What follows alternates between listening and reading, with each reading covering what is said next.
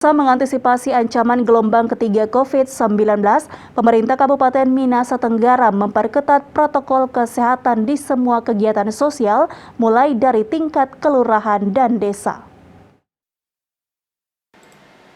Gugus Tugas COVID-19 memperketat aturan berbagai kegiatan kemasyarakatan, baik suka maupun duka, mulai dari tingkat kelurahan bahkan desa di Minahasa Tenggara. Pengetatan protokol kesehatan diawali dengan pengetatan izin pelaksanaan kegiatan sampai ke tingkat kepolisian. Menurut Ketua Gugus Tugas Kabupaten Mitra, Jani Rolos, hal ini dilakukan untuk mengantisipasi ancaman gelombang ketiga COVID-19.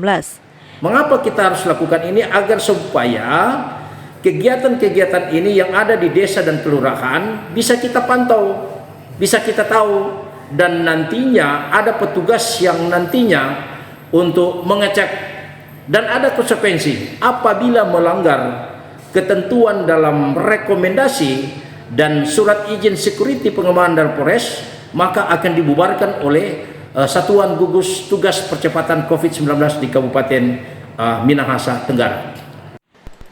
Ia menambahkan pengetatan kegiatan sampai di proses perizinan ini dilakukan agar warga tak terlena dengan status level PPKM level 1 di Kabupaten Minahasa Tenggara. Queen Simatau melaporkan untuk Kawanua TV.